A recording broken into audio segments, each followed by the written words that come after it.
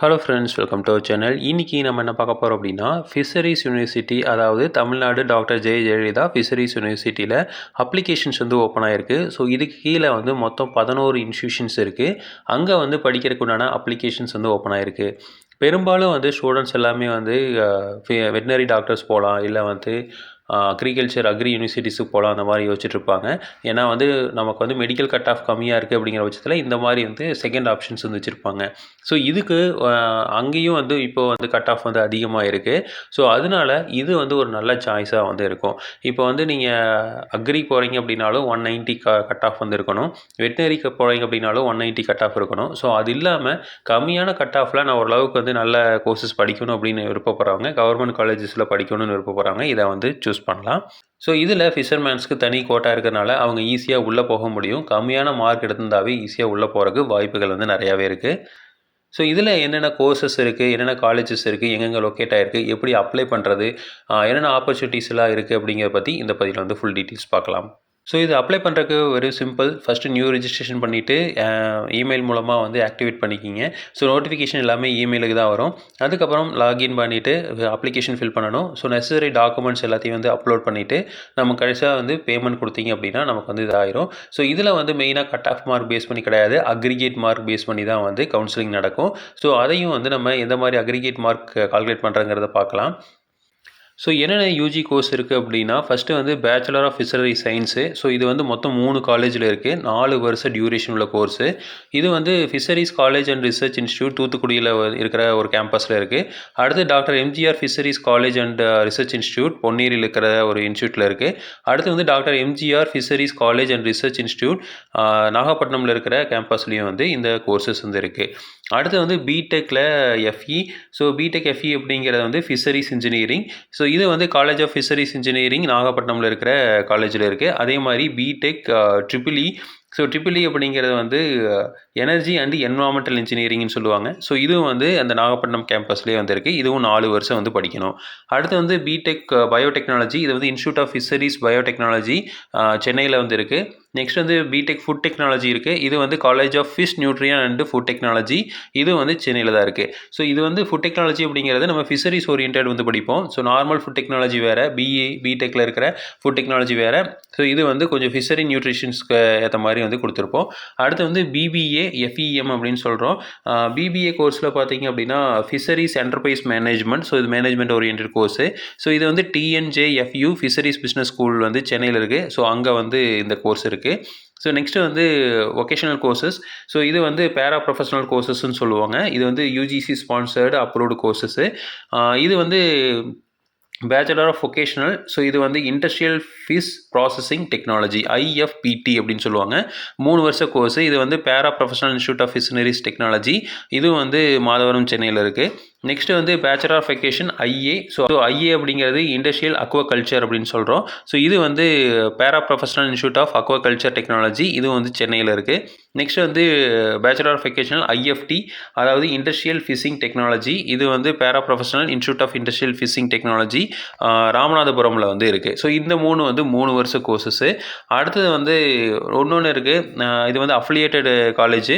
So இது வந்து பார்த்திங்க அப்படின்னா Devasahayam institute of fisheries science and technology. இது வந்து கன்னியாகுமரியில் இருக்குது. இது வந்து செல்ஃப் சப்போர்ட் கோர்சஸ்ஸு. இது வந்து அஃபிலியேட்டட் காலேஜ். இது வந்து ப்ரைவேட் காலேஜ் மாதிரி.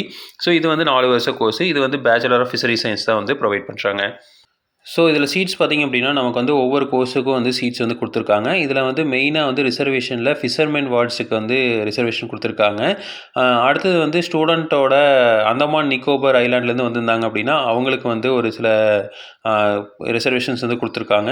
அடுத்தது வந்து பார்த்திங்கன்னா என்ஆர்ஐக்கும் ஃபாரின் நேஷனலுக்கும் வந்து ஒரு சில சீட்ஸ் வந்து கொடுத்துருக்காங்க. மொத்த சீட்ஸ் பார்த்திங்க அப்படின்னா நம்ம சேங்ஷன் சீட்ஸ் வந்து 40 தான்.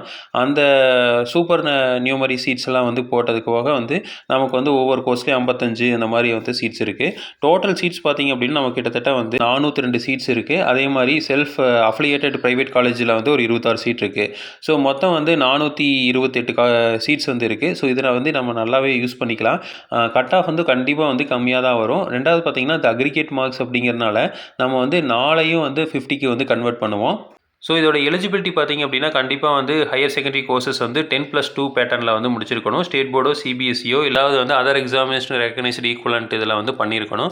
நெக்ஸ்ட் வந்து ஓப்பன் காம்படிஷன் ஓசி வந்து 55% வந்து அக்ரிகேட் மார்க்ஸ் இருக்கணும். அதாவது 4 சப்ஜெக்டையும் கூட்டி நம்ம 4ஆல் வந்து டிவைட் பண்ணோம் அப்படின்னா ஆவரேஜ் மார்க் 55 இருக்கணும். பிசிக்கு வந்து 50, எம்பிசிக்கு வந்து 45 இருக்கணும். எஸ்சி எஸ்டிக்கு வந்து பாஸ் குவாலிஃபிகேஷன் இருந்தாவே வந்து போதுமானது 4 சப்ஜெக்ட்லையும்.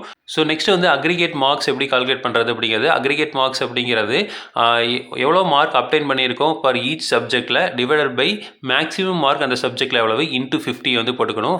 ஃபார் எக்ஸாம்பிள் வந்து மேத்தமெட்டிக்ஸில் 78 மார்க் வாங்கியிருக்கீங்க அப்படின்னா மேக்ஸிமம் மார்க் வந்து 100. அப்போ வந்து இதை வந்து 50 கன்வெர்ட் பண்ணுறப்போ 39 அப்படின்னு வரும். ஸோ அதாவது நமக்கு டிவைட் பை 2 போட்டிங்க அப்படின்னாவே வந்து நமக்கு 39 வரும். அடுத்தது வந்து 94 மார்க் வாங்கியிருக்கீங்க அப்படின்னா அதுக்கு வந்து 47. ஸோ இந்த மாதிரி 4ஐயும் கூட்டினீங்க அப்படின்னா நமக்கு வந்து 170 வருது. ஸோ இந்த 170 தான் வந்து அக்ரிகேட் மார்க்ஸு. இந்த அக்ரிகேட் மார்க்கை பேஸ் பண்ணி தான் வந்து உங்களுக்கு அட்மிஷன்ஸ் வந்து வரும். ஸோ அக்ரிகேட் மார்க்ஸ் எவ்வளோ இருக்கோ அதுக்கேற்ற மாதிரி நமக்கு ரேங்க் லிஸ்ட் வரும். அதுக்கப்புறம் வந்து கவுன்சிலிங் மூலமாக நமக்கு எந்த சாய்ஸ் வேணுமோ அதை வந்து செலக்ட் பண்ணிக்கலாம். ஸோ இதில் 7.5 கோட்டாவும் வந்து நம்ம யூஸ் பண்ணிக்க முடியும். அதாவது 6ஆவதுலேருந்து 12ஆவது வரைக்கும் கவர்மெண்ட் ஸ்கூலில் படிச்சிருந்தீங்க அப்படின்னா கண்டிப்பாக வந்து அதை யூஸ் பண்ணிக்கலாம். அடுத்து வந்து Indian council of agriculture research ICAR வந்து ஒரு 15% கோட்டா வந்து வச்சுருக்காங்க. அதே மாதிரி ஸ்ரீலங்கன் ரெஃப்யூஜிக்கு வந்து ஒரு 2 சீட்ஸ் வந்து அலோகேட் பண்ணியிருக்காங்க. அது மட்டும் இல்லாமல் ஃபிஷர்மேன் வார்ட்ஸ் அதாவது மீனவ தொழிலாளிகளோட குழந்தைகளுக்கு வந்து 5% இடஒதுக்கீடு வந்து கொடுத்துருக்காங்க. அதனால் வந்து ஒரு சீட் வந்து அவங்களுக்கு தனியாக வந்து வரும். அதுபோக அந்தமான் நிக்கோபரில் இருக்கிறவங்களுக்கு வந்து ஒரு மொத்தமாக வந்து ஒரு 5 சீட் வந்து கொடுத்துருக்காங்க. அடுத்து நான் ரெசிடென்ட் இந்தியன்ஸ் NRIக்கு வந்து 14 சீட் வந்து கொடுத்துருக்காங்க. அதே மாதிரி ஃபாரின் நேஷனல் அவங்க வெளியிலேருந்து வந்து படிக்கிறாங்க அப்படின்னா அவங்களுக்கு ஒரு 5 சீட் வந்து கொடுத்துருக்காங்க. இந்த சீட்ஸ் எல்லாம் வந்து ஃபில் ஆகலை அப்படின்னா அது வந்து லோக்கல் இருக்கிற தமிழ்நாடு கேண்டிடேட்டுக்கு ஈஸியாக ஆட்டோமேட்டிக்காக வந்து போயிடும். ஸோ இந்த சீட்ஸ் எல்லாம் வந்து யாரும் ஃபாரின் நேஷனல்லாம் வந்து பெருசாக வந்து படிக்கிறதில்ல. அதே மாதிரி NRIலாம் வந்து படிக்கிறதில்ல. ஸோ இது ஆட்டோமேட்டிக்காக வந்து நம்ம லோக்கல் கேண்டிடேட்டுக்கு வந்து ஃபில் ஆயிரும். ஸோ இது எப்படி செலக்ட் பண்ணுவாங்க அப்படின்னா கேண்டிடேட் வந்து என்னென்ன டிகிரி சூஸ் பண்ணியிருக்காங்களோ அவங்கள வந்து பர்சனல் இன்டர்வியூ கூப்பிடுவாங்க. அதுக்கப்புறம் தான் வந்து அவங்கள வந்து செலக்ட் பண்ணுவாங்க. இது எல்லாமே வந்து பியூர்லி அக்ரிகேட் மார்க் பேசிஸில் தான் வந்து செலக்ட் பண்ணுறாங்க. ஒருவேளை 2 பேர் வந்து ஒரே அக்ரிகேட் மார்க் இருக்குது அப்படின்னா ஃபஸ்ட்டு வந்து மேத்தமெட்டிக்ஸில் யார் ஹையின்னு பார்க்குறாங்க. அடுத்தது வந்து பயாலஜியில் யார் வந்து ஹையி. அதுக்கப்புறம் வந்து அதுலேயும் வந்து ஈக்குவலாக இருக்குது அப்படின்னா ஃபிசிக்ஸில், அதுலேயும் ஈக்குவலாக இருக்குது அப்படின்னா கெமிஸ்ட்ரியில், அதுலேயும் ஈக்குவலாக இருக்குது அப்படின்னா யார் வந்து முன்னாடியே வந்து பிறந்திருக்காங்க டேட் ஆஃப் பர்த் அடிப்படையில், அதுக்கப்புறம் ரேண்டம் நம்பர் அடிப்படையில். ஸோ இதில் வந்து யார் வந்து ஃபஸ்ட்டு வந்திருக்காங்களோ அவங்கள வந்து எடுத்துக்குவாங்க. ஸோ மேக்ஸிமம் வந்து மேத்தமெட்டிக்ஸ்லேயே வந்து நமக்கு தெரிஞ்சிடும் யார் வந்து 2 ஈக்குவலான மார்க் இருக்காங்க அப்படின்னா மேத்தமெட்டிக்ஸ்லோ இல்லை பயாலஜிலோ யார் அதிகமாக இருக்காங்களோ அவங்களுக்கு வந்து அந்த ஃபஸ்ட்டு வந்து அலோகேஷன் வந்து வந்துடும். ஸோ இதில் ஃபீஸ் ஸ்ட்ரக்சர்ஸ் வந்து கொடுத்துருக்காங்க. அதாவது பேச்சுலர் ஆஃப் ஃபிஷரி சயின்ஸு, பிடெக்கு, ஃபிஷ் இன்ஜினியரிங் டிகிரி கோர்சஸ்க்கு வந்து டியூஷன் ஃபீ ஃபஸ்ட்டு செமஸ்டரில் வந்து 4000 ரூபா. அடுத்தது வந்து செகண்டு, தேர்டு, ஃபோர்த்துக்கு வந்து 4000 ரூபா. அடுத்தது வந்து தேர்டு, ஃபிஃப்த்து, செவன்த்துக்கு வந்து 4000, 8த்துக்கு 4000 அப்படின்னு கொடுத்துருக்காங்க. அதே மாதிரி எக்ஸாமினேஷன் ஃபீஸ் வந்து 2000 ரூபான்னு கொடுத்துருக்காங்க. ஃபைனல் எக்ஸாமினேஷனுக்கு வந்து 1000 ரூபா. அடுத்து வந்து காலேஜ் மேக்சின் இந்த மாதிரிலாம் வந்து நிறையா வந்து ஸ்ப்ளிட்டப்ஸ் வந்து கொடுத்துருக்காங்க. ஐடென்டி கார்டுக்கு, சிலபஸ்க்கு, admission fees, registration enrollment fees. So இந்த மாதிரி சின்ன சின்னதெல்லாம் வந்து போட்டிருக்காங்க. ஸோ இந்த ஸ்டூடெண்ட் அசோசியேஷன் இந்த மாதிரிலாம் வந்து நிறையா போட்டு ஸோ மெயினாக வந்து ஃபீஸ் பார்த்திங்க அப்படின்னா 16000 ரூபா வந்து ஃபீஸ் வந்து வரும். அடுத்த கன்சிக்யூட்டிவ் இயர்ஸில் வந்து 11000 ரூபா, கடைசி வருஷம் 8000 ரூபா தான் வந்து ஃபீஸ் வந்து வருது. இதே வந்து இப்போ SC STக்கெலாம் வந்து இந்த ஃபீஸ் பே பண்ணுறது வந்து டியூஷன் ஃபீஸ் பே பண்ணுறது வந்து எக்ஸம்ஷன் பண்ணியிருக்காங்க. அப்போ அந்த 4000 ரூபா அப்படிங்கிறது SC ST ஸ்டூடெண்ட்ஸ்க்கு வந்து வராது. அப்போ வந்து 16000 ரூபாய்ங்கிறது 12000 ரூபாயா வந்து மாறிடும். இதில் வந்து 7.5% இருக்கிற ஸ்டூடெண்ட்ஸாக இருந்தாங்க அப்படின்னா இது வந்து ஃபுல் கம்ப்ளீட்லி ஃப்ரீயாக வந்து இருக்கும். அதே மாதிரி ஏதாவது வந்து ரீஃபண்டபிள்னு போட்டிருக்காங்க அப்படின்னா அதை வந்து திரும்ப வந்து நீங்கள் முடிச்சு வர்றப்போ கொடுத்துருவாங்க. இதே வந்து செல்ஃப் சப்போர்ட்டிங் மோடாக இருந்தது அப்படின்னா நீங்கள் ஃபஸ்ட் செமஸ்டர்லேயே வந்து 79000 ரூபா கட்ட வேண்டியது வரும். அதாவது பார்த்தீங்க அப்படின்னா 75000 ரூபா டிஃப்ரென்ஸ். அதாவது செல்ஃப் சப்போர்ட்டுக்கும் நார்மல் கவர்மெண்ட் காலேஜில் படிக்கிறதுக்கும் வந்து 75000 ரூபா வித்தியாசம். ஸோ இப்போ நம்ம 75000 ரூபா எக்ஸ்ட்ரா பே பண்ண வேண்டியது வரும். ஸோ அங்கே நம்ம வந்து கவர்மெண்ட் காலேஜில் வந்து 4000 ரூபா அப்படிங்கிறத டியூஷன் ஃபீஸ் பார்த்தோம். இங்கே டியூஷன் ஃபீஸ் வந்து 79000 ரூபா. ஸோ அப்போ அதே மாதிரி டோட்டல் பார்க்குறப்போ உங்களுக்கு வந்து 96000 ரூபா வந்து டோட்டல் ஃபீஸ் வந்து வந்துடுது. இதே வந்து BTech biotechnology, BTech food technology, அடுத்தது எனர்ஜி அண்ட் என்வரான்மெண்டல் இன்ஜினியரிங், அடுத்தது வந்து ஃபிஷரி என்டர்பிரைசஸ் மேனேஜ்மெண்ட்டு, அடுத்தது செல்ஃப் சப்போர்ட்டிங் மோடுக்கு வந்து கிட்டத்தட்ட 44,000 வந்து டியூஷன் ஃபீஸ் வரும். அப்போ டோட்டலாக நீங்கள் கால்குலேட் பண்ணி பார்க்குறப்போ 56,000 வந்து ஃபீஸ் வந்து வந்துடுது.